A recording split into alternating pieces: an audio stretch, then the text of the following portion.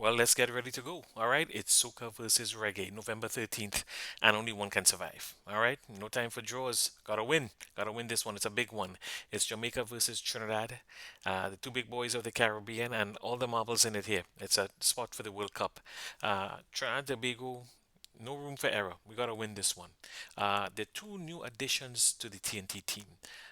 First, I'm going to talk about the Trinidad team, the Jamaican team, the lineup, and the possibilities of a victory. Okay, so the new additions: Ronald Mitchell and Daniel David. Daniel David plays for Central FC. He is a midfielder. 2 weekends ago, scored a very nice free kick goal against Point Fortin. He perhaps is a surprise choice, but we have one or two injuries. Let's talk about Roel Mitchell. I gotta thank Marcus Thornhill. A few days ago, he put up a video highlighting this particular player. I never heard of him, but he's a very exciting prospect. He's 22 years old. He's with the New York Red Bulls next pro team, and he's a striker, 6'2". He looks to be at least 200 pounds, big, strong fellow. And injury aside, he's been having a very, very good career. This guy was at Wake University, scored 19 goals in 56 games. Got selected by the New York Red Bulls second team in 2021. 2024 is where his career started to take off. Played 2 games for the first team. Then he scored 8 goals in 5 matches for the next pro team, New York Red Bulls next pro. 8 goals in 5 matches and got injured, knee injury, and was out for the rest of the season. Well, it's this year he's back and he had in a regular season 4 goals in 11 matches. But it is the MLS next playoffs that really got me. In October, November, he scored 5 goals in 4 matches. 5 goals in 4 matches. He just scored Saturday, which was about 2 days ago. Regarding this video. Um, so he has been selected for Trinidad and Tobago.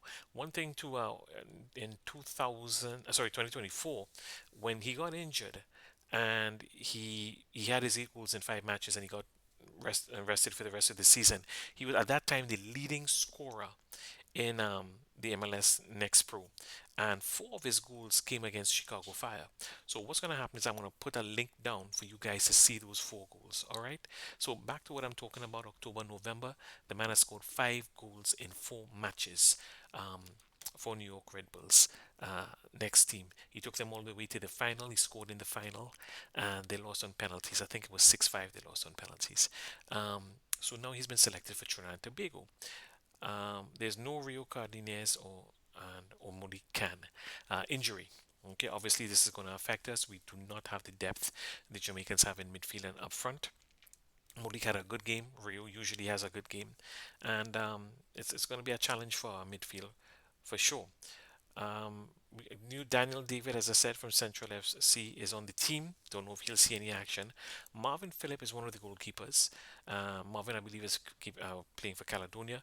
I think Marvin's a little lucky, in his 40s, keeping well, but to be selected. We have a lot of good young goalkeepers in Trinidad and Tobago. The other two being Denzel Smith and Jabari Bryce. And I see Denzel being the first choice unless something strange happens, right?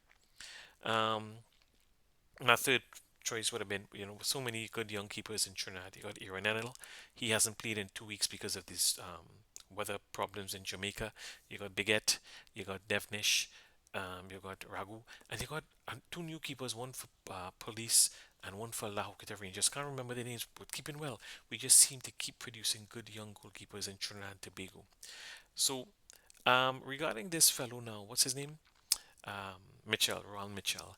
Um, What's the good news about this guy? He's scoring like crazy. He's big, he's strong, he's an out and out striker. We need a guy like this, don't we?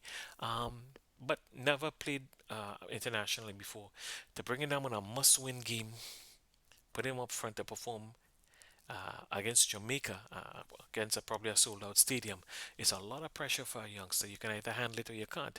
I was wondering about Kobe Henry when he made his debut against Jamaica at Kingston. He handled it like a boss. So some men do, some men don't. It's understandable if it's a little different for everybody. And it's up to Dwight to decide what he wants to do with this particular guy. We're going to talk about the lineup later. But him up front with Levi Garcia is something to think about, or him up front and Garcia supplying him from the right again is something to think about. So, as I said, Daniel David from Central is on this team, and he and Marshall are the two new faces. Certainly, regarding the defense, We have actually before I talk about defense, let me just take a look at the lineup, shall we? Your boy try a little technology here and thing. Okay, so I'm going with a 4-4-2 lineup. I have a feeling Dwight is going to go um, 3-5-2. And at any point, the way these fellas run around, that'll be a 4-4-2 anyway. Most of these players have selected themselves. Okay, we got Denzel Smith, and from left to right, Raymond, Henry, Trimmingham, and Payne. Two big, strong men in the center. Payne, the obvious replacement for Rio Cardenas, who is injured. The wingers would be Spicer and Sealy. Again, these guys choose themselves. Up front, I have put Garcia with Mitchell. Now, the thing about Mitchell is this guy played on Saturday, probably flew in on Sunday. He has 3 days to acclimatize and play football on Thursday. And again, the pressure of a big time game, must win. It's up to him to be able to handle it. If he starts, this is where I see him starting. He might come off the bench, you never know. And in the middle, I've got Phillips and Molino. Phillips is there for obvious reasons. The man is an enforcer, he's a good solid presence, and he adds to our defense. We finally have some depth in this area. Molino, because I'll be honest with you, we have no wonderful offensive midfielder right now. We have some okay ones. Malik is injured. Rampasad is good, but he's more defensive. Molino, he will not be a liability in defense. He can support the strikers. You know, he had a say in our goal against Curacao. He scored for Defense Force in the CFU match in Jamaica. So I would see him as the best option. He may not be great, but he is the best option. And of course, Dante Sealy is going to have to be, um, he's going to have to play his A game. So this is the lineup I see happening. We're not too defensive. We're not too deficient defensively speaking. We got some good guys up front. We got some good suppliers on the wings, and we're solid in the middle. And if Mitchell can deliver like we hope he can, Garcia is going to have a good striking partner. Um, if for some reason they don't want Mitchell to start, they could put Molino up there with Garcia and probably put Natty James in the center or Rampasad. It's up to them. All right, but I think this is a good solid side. I think most of these players have certainly selected themselves. One good thing is we have a lot of depth in our defense. This is not something we had all the time, but we have it now. You know, we've got, pardon me, I forgot myself there for a second. And I'm back. Right. We got Jaren Jackie and Wayne Fredericks the second. They have not seen a lot of football, but they have handled themselves well. We got Noah Powder, who has shown that he can play the left back position very well. We've got Justin Garcia, who had a great Gold Cup and can't see any World Cup qualifying football. And in the background there, we've got Alvin Jones if we ever need him. All of a sudden, we've got a lot of guys who are strong in defense. We've got options for the centre back position, which is not something we could have said 18 months ago. So we are slowly but surely improving. Perhaps not fast enough, but we're definitely improving. And if this young man, Marshall, can handle his business, it will be very interesting to see what happens if they all link up together. Well, sorry, Marshall, Mitchell. The man's name is Mitchell. Lord, late at night. Okay, Ronaldo Mitchell. So that's it. I think we have a lot of depth in defense. What bothers me a little bit, we don't have a lot of options going forward, especially coming off the bench. That's it. We got Natty James, wonderful, strong, fast, and then who? Okay, we don't have a lot of guys. Okay, you've got Ovre and you've got Real Gil. Last 2 games I have been saying play Real Gil, play Real Gil. This game I'm not so sure. I don't know if Ovre and Gil have the strength and size to handle the Jamaicans. 2 years ago in the Gold Cup, they were manhandled by the Jamaicans. I don't know if they've really improved strength wise. We're going to have to find out, but if they do play, it would make sense to bring them off the bench. I can't see them starting. I really don't. You got Telfer. Now, Telfer is a big, strong man. Nobody's pushing him around. For me, his best option would be to come off the bench, strong, fast, shooting from the outside. Again, I don't think it's a great option, but it's the best we've got. Okay, I wouldn't be surprised if they play Telfa. As I said, Real Gil and Overy don't know strength-wise they can handle the Jamaicans, and that is my little fear about this game. Our options, offensively speaking, coming off the bench. Natty James, I'd be very surprised if he doesn't play, and really sorry Mulikan couldn't make this. Regarding the Jamaicans, they're usually missing 4 players, give or take, for every match, but they've got a lot of depth. A lot of their players coming from first, second tier and third tier in England, a few from Europe, a few from the MLS, and overall on paper, a much more deeper side than Trinidad and Tobago. Um, They've got Rico Henry, a defender from Brentford, ex-England under 19 and under 20 left back. I believe he's making his debut for them. He's just been called up. Unfortunately for us, whew, no Leon Bailey. Leon Bailey of Roma, a hell of a striker and winger. He's still not available. So we've got that going for us. As I said, the Jamaicans have more depth in this area. Um, but we've got our problems. They've got their problems. The whole world has us as underdogs. No one thinks we're going to win this match, but we were the underdogs versus Curacao. We came one goal down and drew the match. This is very important. When we played Jamaica and when we played Curacao, we were not outplayed in most parts of the game. If you look at possession and shots and so on, we were right up there with the Jamaicans. They had a slight edge on shots on goal and corner kicks, but we were right up in all other aspects of the games. I think the possession was maybe 52-48% in their favor. If you look at a game against Curacao, we completely outshone them in every single aspect: shots, shots on goal, corner kicks, possessions. Um, this is not a team that was outplayed.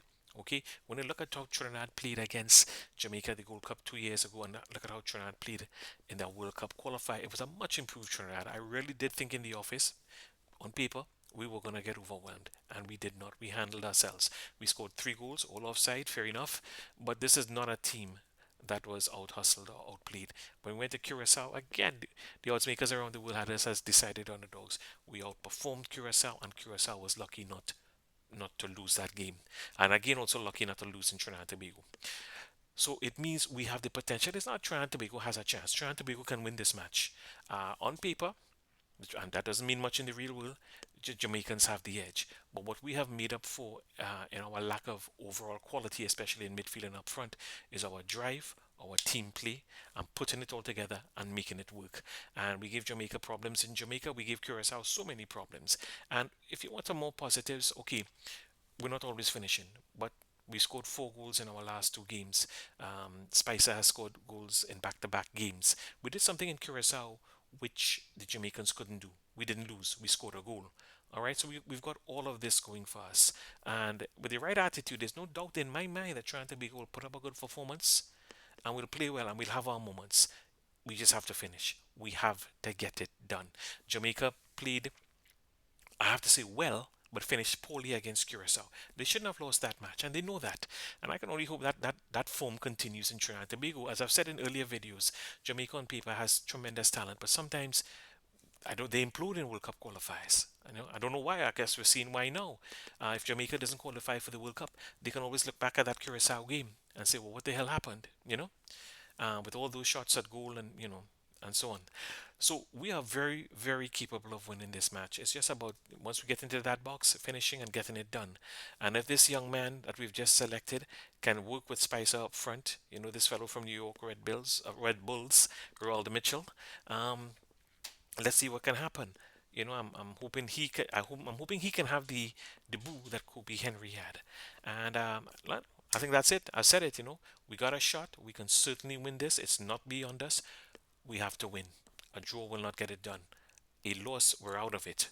Okay? For the Jamaicans, they still got a chance if they draw or lose, but not us. We gotta win. We gotta win. We gotta win. We put ourselves in this position. I believe in my Warriors. I believe we can do it. Okay. God bless the Republic of Trinidad and Tobago. God bless the Soca Warriors. God bless Dwight York. God bless the 12th man at the Hazley Crawford Stadium. Warriors assemble. Let's do this.